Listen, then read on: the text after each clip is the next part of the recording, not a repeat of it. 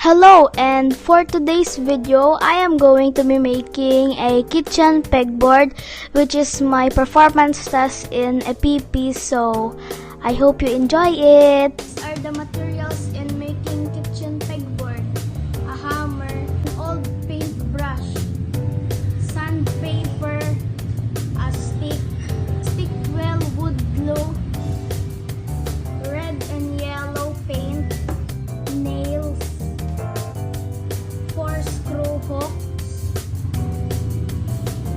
a saw, and plywood. Tape measure, ruler, and a pencil. Put manila paper on the floor. Your plywood and your saw and cut the plywood.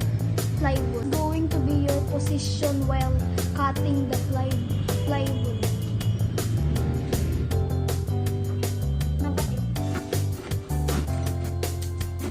Get your sandpaper and sand the sides.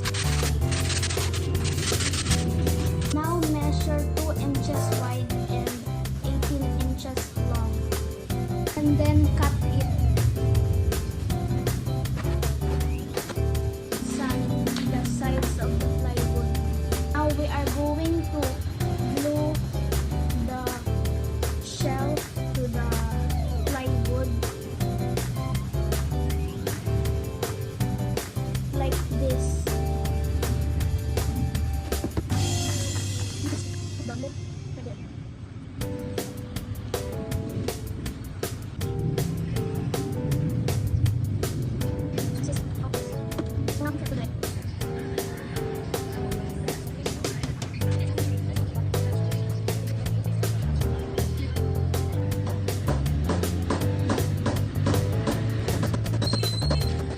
Now paint your pegboard yellow.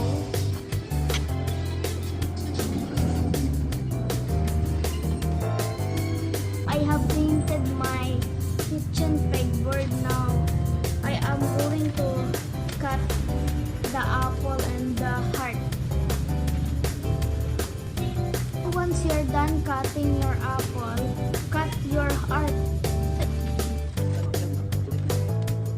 Now trace the apple and the heart. Now I am painting the heart and the apple. Now let it dry. Your red paint is dry. Measure 1 inch.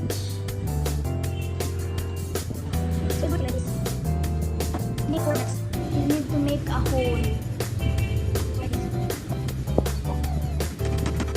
Like that. Now once you're done making the holes, the 4 holes, get your 4 screw hooks.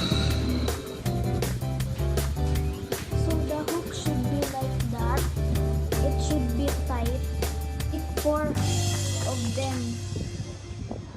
Our 4 hooks are done. I am going to put 2 marks like that.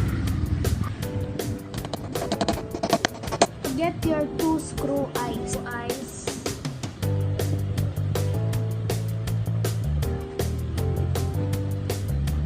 So this is our 2 screw eyes. Now our kitchen pegboard is done. I hope you enjoyed the video, so if you did, make sure to like, comment, share, and subscribe, and turn on those post notifications so you don't miss a video. Peace!